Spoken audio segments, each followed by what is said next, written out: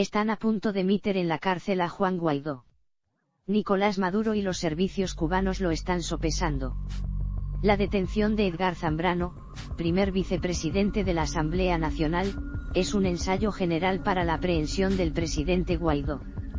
Tientan el terreno. Maduro y Raúl Castro han llegado a la conclusión de que no es posible controlar el poder con otro foco de autoridad suelto en Venezuela. No menciono al presidente cubano Miguel Díaz-Canel porque es el chico de hacer los mandados.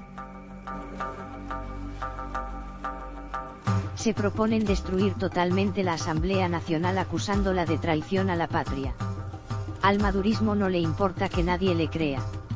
El juego consiste en elaborar coartadas paralelas para explicar el desastre. Hay hiperinflación por culpa de Venezuela Today, una página web manejada por los enemigos de la patria. Hay escasez de alimentos y medicinas debido al embargo de los americanos.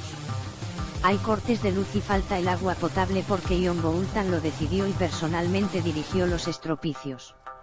Los venezolanos escapan del paraíso confundidos por el canto de sirena de los adversarios capitalistas. La verdad no importa. Solo el relato. El régimen cubano está desesperado, pero elabora su estrategia para mantenerse a flote. Raúl teme a motines callejeros producto de las carencias. Necesita el subsidio venezolano como Drácula necesitaba la dosis de sangre de sus víctimas. El aparato de inteligencia de La Habana cree, a estas alturas, que Donald Trump es un perro ladrador, pero no mordedor. Por eso lo tratan con guantes de seda y se reservan las baterías más gruesas contra Marco Rubio, Mike Pompeo, John Bolton y Elliot Abrams. El núcleo duro que respalda a Guaidó. Esos son los enemigos que deben maniatar. Son los mordedores, aunque carezcan de fuerza para utilizar el peso de las armas americanas. La conclusión a que ha llegado la inteligencia cubana con respecto a Trump tiene cierta lógica.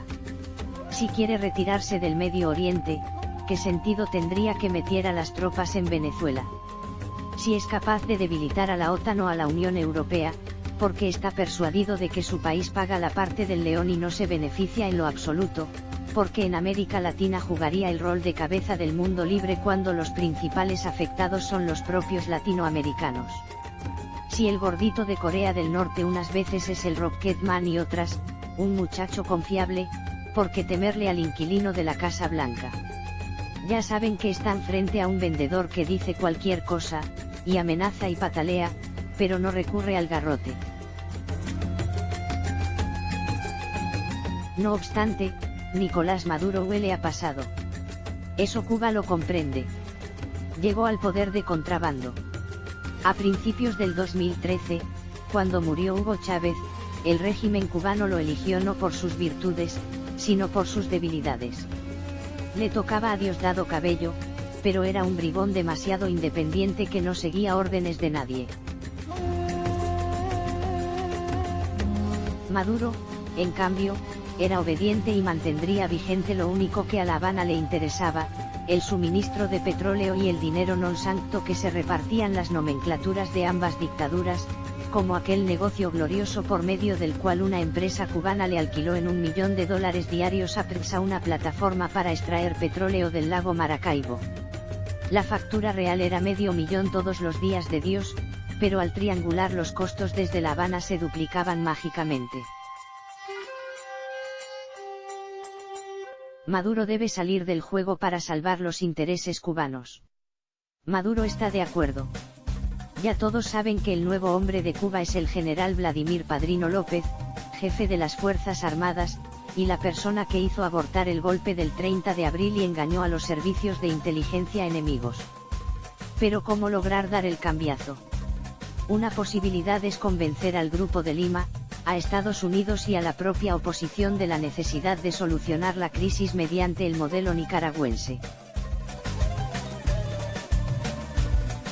¿Qué es eso? En 1990 la dictadura sandinista se sometió a unas elecciones pensando que las ganaría, como casi todas las encuestas indicaban, incluso las que ordenó Washington.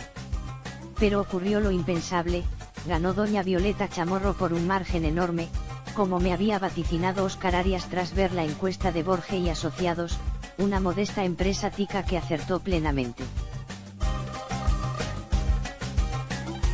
En ese punto, los sandinistas tenían en contra a la mayoría de la población y a los Estados Unidos, pero conservaban el aparato militar, de manera que hicieron una proposición indecorosa que todo el mundo acabó aceptando para salir de aquel avispero. Los sandinistas admitirían la derrota en las urnas a cambio de quedarse al frente de las Fuerzas Armadas sin que el nuevo gobierno pudiera controlarlas. En el periodo previo a la toma de posesión eliminarían a los peores adversarios. Fue entonces cuando asesinaron a decenas de jefes de la Contra. La Habana piensa que la salida de Maduro puede darse de igual forma con una variante, unas elecciones impecables en las que el chavismo seguramente sería derrotado, pero Padrino López quedaría al frente de las Fuerzas Armadas y se respetaría el acuerdo de petróleo por médicos, vital para Cuba, y el regreso al dulce clima entre los dos países de la época de Obama, so pena de desatar sobre Estados Unidos otro Camarioca, otro Mariel, otro Balserazo, dado que a la isla le sobran los presuntos emigrantes ansiosos de llegar a Estados Unidos y la crisis económica se agrava con cada vuelta a la tuerca de la ley Helms-Burton. Ojalá que eso no suceda y los demócratas venezolanos no lo admitan. Es pan para hoy y hambre para mañana.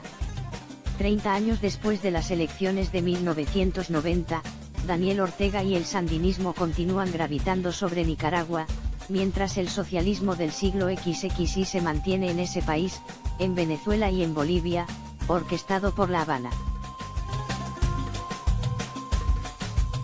Padrino no es solo el jefe de las Fuerzas Armadas, como era el general Humberto Ortega en Nicaragua.